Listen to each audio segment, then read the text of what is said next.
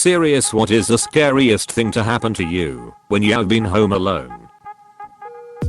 Attention. Serious tag notice jokes, puns, and off-topic comments are not permitted. Link. Reddit. com/r/ASKREDDIT/WIKI/INDEX/WIKI_rule 6. In any comment, parent or child, parent comments that aren't from the target group will be removed, along with their child replies. Report comments that violate these rules. Posts that have few relevant answers within the first hour, and posts that are not appropriate for the serious tag will be removed. Consider doing an AMA request instead. Thanks for your cooperation and enjoy the discussion. I'm a bot, and this action was performed automatically. Please contact the moderators of this subreddit /message/compose/to=r/ASKREDDIT if you have any questions or concerns. The lights turned off all at once while I was in the kitchen. It was pitch black. I heard the door open. For some reason, instead of thinking power outage, my brain went to someone has cut the power and is coming to kill me. I grabbed the landline, the knife, and was crouched behind the kitchen counter, hearing steps come through the house, trying to breathe as quietly as possible. Then I hear my mom go, "Hello? Anyone home?" The power went out by chance at the exact moment she came in the door. That would have been an awkward hospital trip. If the power goes out and the door opens, you have every right to believe there's a home invasion. Just don't shoot or stab until identity/motive has been established. I heard gunshots when I was home alone for the first time as a 12-year-old. Turns out my neighbor was a murderer. At least 12 cop cars and like 2 fire trucks showed up, and I thought it was the end of the world, like a frequent murderer or he murdered someone. Either way, yikes. Removed.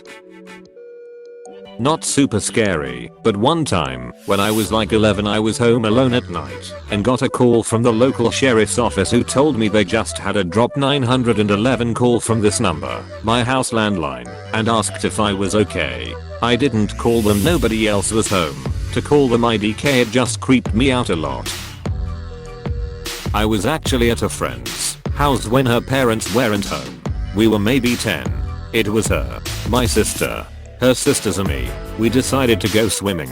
There had been a rash of burglaries lately, but mostly garages being broken into. Anyway, we were in the pool when we noticed the kitchen light turn on. It was evening.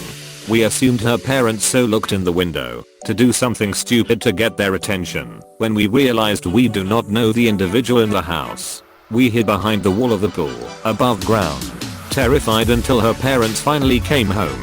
It appeared as though he got spooked as he only ransacked the kitchen and left the garage door wide open when fleeing. The thought of an absolute stranger going through your home is absolutely unnerving. Or, I've experienced that firsthand. Pretty freaky. They also took my ducking hot pockets. My girlfriend and I both travel a lot for work, pre-COVID, so it's not unusual for only one of us to be home on any given week. Last fall she was in San Francisco, and I was home alone for a few days. We live in an apartment on the top floor of a building. Above us is a roof with a deck available to everyone. Middle of the night I get up to use the bathroom, and on the walk back to bed I look over to the study. There's a sliding door in the study leading to a balcony. I immediately stop dead in my tracks. I see the outline of a person standing on my balcony facing me. I run over, hit the lights, grab a knife from the knife block, and start dialing 911. The person is a kid no more than 16. He sees me hit the lights, grab a knife and my phone, and he immediately grabs the railing on my balcony and flings himself over. I run over assuming I just watched someone kill themselves, only to see him safe and sound on the balcony below me. He then hurdles off that balcony, has jumping from floor to floor.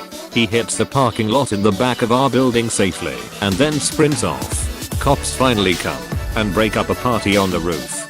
Turns out he was just a drunk friend of someone on the second floor and got dared to do it. Also shout out to my dog for being asleep 15 feet from the balcony and not doing anything. The kid scaled down the building like Jackie Chan. Impressive. Most impressively whilst being drunk. My grandparents paid me to house sit for them and take care of their animals, 2 dogs, 2 goats and like 3 or 4 horses, for 2 weeks. One of the dogs was really clingy, so I closed the door on him. When I went to bed one night, I woke up in the middle of the night, but I was too tired to move, but I saw a black figure with a white face standing right beside the bed. It was making this horrific growling noise and leaned into me and pressed down on my chest. It pressed harder and harder, and then I was able to move my fingers, and then I was eventually able to move my body, but after that, I let the dog sleep in the room, and I slept with the lights on.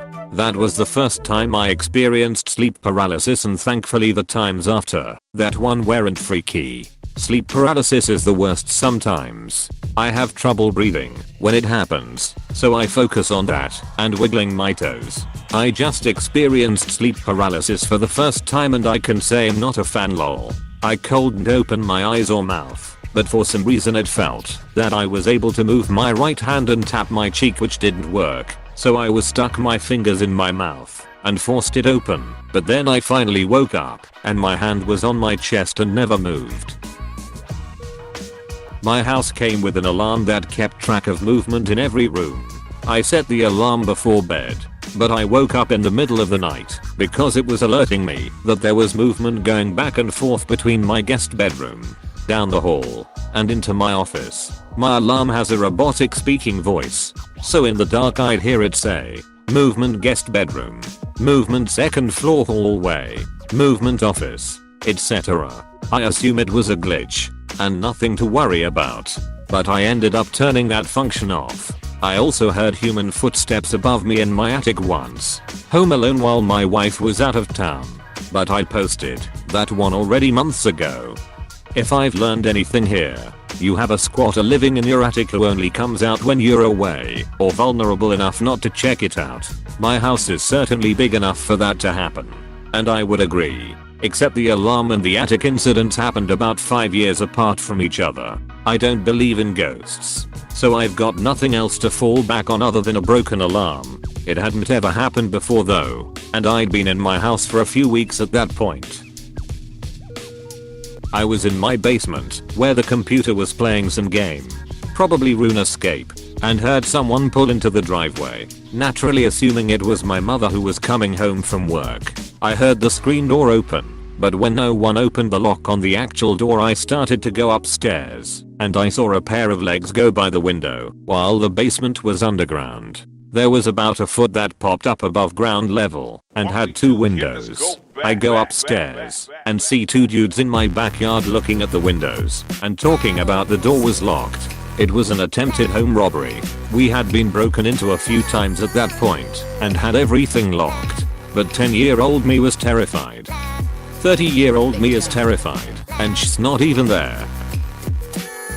For me, I was 12 years old and my dad was at his girlfriend's house. I went into my room to take a shower. I always put a chair under the door handle in my room because it didn't have a lock.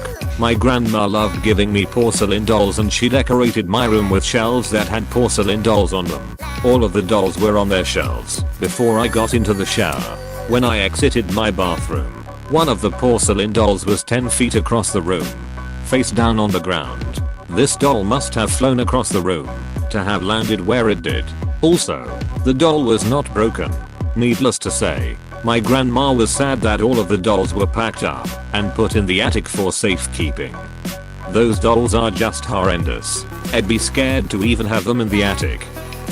Plotting. Their evil growing stronger. Exactly. They are probably even more angry now. I started choking on a clump of Mike/Ike's. Only survived because I tripped and fell on the couch in such a way that it dislodged the candy. I was nearly killed then saved by being a klutz. Are you weak or are you a hero? I spent 5 years homeless in Canada and survived, but was almost killed by ducking candy. You tell me. It was spooky movie night at a friend's and we were 3 movies deep. Just finished watching Dark Skies. I was hungry, so I was like alright getting my leftovers. So I went downstairs by myself. When I closed the fridge I caught movement out of the corner of my eye, and when I turned to see what it was there was a ghostly white skeletal thing just staring at me from outside the patio, with shimmering hazy lights pulsing behind it. I ducking freaked, dropped my food and run up the stairs nearly in tears babbling about someone or thing in the backyard. Turns out it was just my own reflection mixed with the lights and steam from the hot tub outside, but I've never been so scared in my life. Great movie though, it really was. I was watching some sort of ghost TV show about demons or something in my basement, home alone when I was probably 14 or 15. A ducking turkey walked up to the sliding door and started tapping on the glass. I noped the duck out of that basement so fast. I don't think I ever watched that show again either. Reddit. The show was called A Haunting. A haunting was my shit back in the day. The opening theme terrified me growing up. Still does, I guess. Early teen years. Power went out while I was taking a shower late at night. I got out of the shower already freaked out and looked outside through the window. My house was the only one without power. Stupid teenage brain. This is clearly an attempt on my life reality.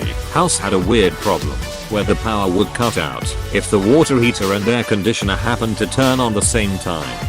It had never happened to me before that, but my dad assured me that was the problem once he finally came home. Hey, thanks for watching, and don't forget to subscribe.